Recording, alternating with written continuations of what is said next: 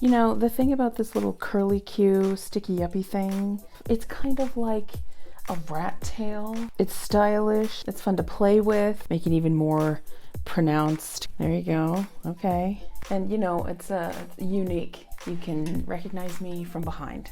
So today we're talking about saturation. First, I'll briefly explain what saturation is for you people who only like to watch videos for like 60 seconds. And then I'll go more into detail with it, giving you some examples, hopefully relating the concept to things that you know, to things that are familiar to you. Then, for those of you who like to learn more hands-on like me, I have created a mini painting lesson for you to try to help you understand saturation in a painting context. With that all said, shall we?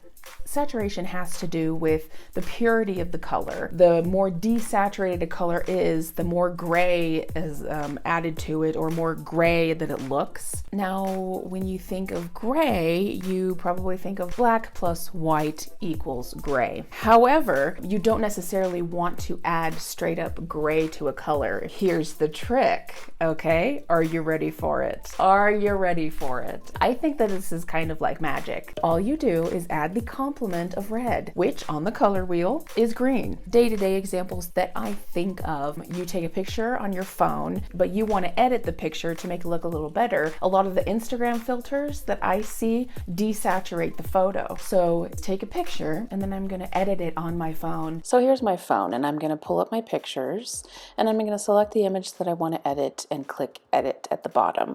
And you can go into the pre-made filters, but I like editing my images manually because I have more control. So go over to the manual button and scroll over to saturation, and the further left you pull the saturation, notice how the colors will change. If you remove all of the saturation, you have a black and white image. So here's an example of my fully saturated image, half saturated, and zero saturation.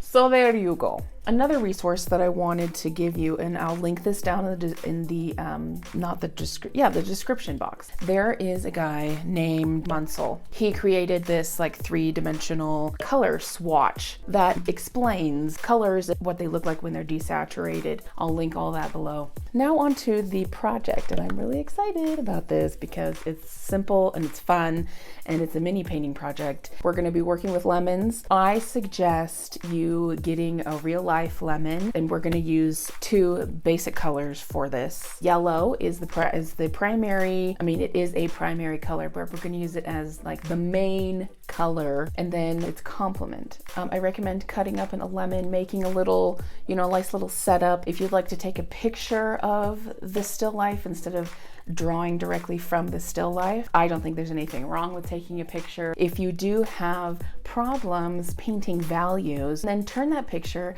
black and white. The black and white will show you all of the tonal values. It will show you the highlights, mid-grays, and it will show you the shadows. We will be using yellow's complement, which is a violet. It's a secondary purple. It's an equal amount red with blue. I do not have violet on hand. I'm going to be making my own. You'll be using white for your highlights and purple added to the yellow to create your shadows. Okay, here we go. My roommate's playing some music in the background. We're going to start with some supplies, some brushes.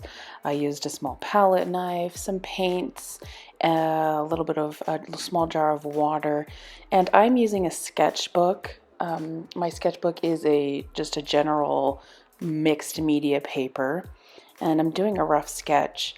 I'm just using a drawing pencil for this.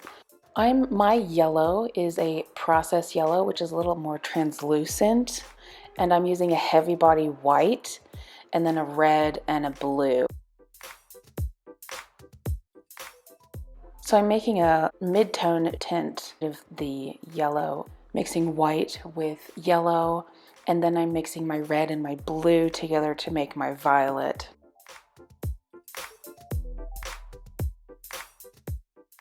I like scraping my paint off of the palette knife just to not waste the paint. And then I'm just using a middle-sized flat brush to get a nice background and to get just the bottom layers on.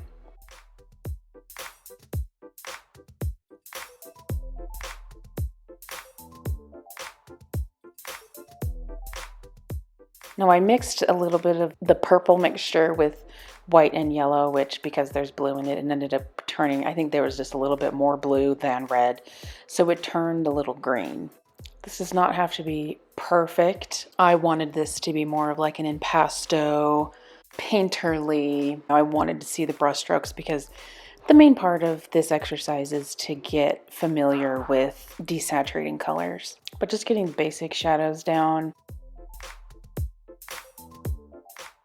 Use your reference photo as often as you need, because shapes aren't always the shapes that you think they are. What the shapes actually look like when you're doing three-dimensional things, the outline of a shape is kind of funky.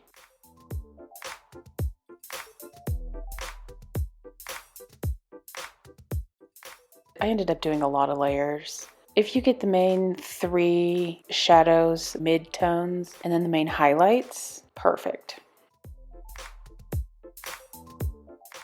I mean, even mine more representational, abstracted. It's not going to look realistic. I was not planning on it looking totally realistic, but that's kind of my style, is to be more painterly and more abstracted. But whatever your style is, you go ahead and do it. Embrace that. And I did use painter's tape. I'm painting over line drawing that I did. So I painted the background white before I started this. And then I taped off the edges so it's just a nice looking border. So the more layers that I put on, I get more and more clear of where the shadows actually are, where the highlights actually are.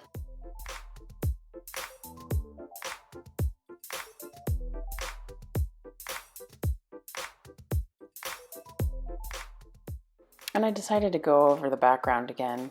It was just a little too monotonous, I guess. Bring a little bit more darker shades around the objects. It's hard to tell where the highlights are if they aren't juxtaposed next to something that's dark.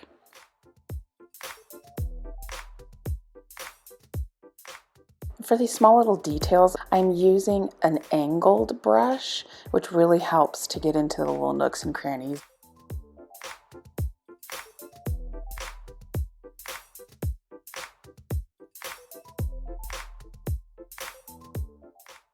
And of course, I love taking the paint off. It's my favorite part. It's so satisfying.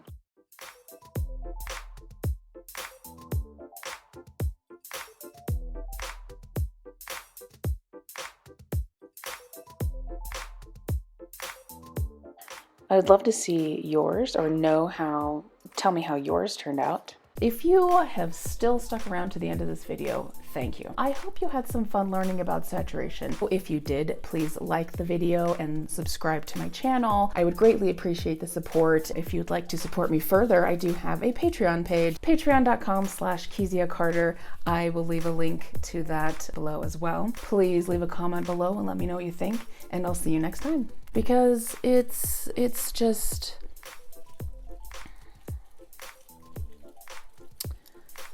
I don't know, what is it? It's just fabulous.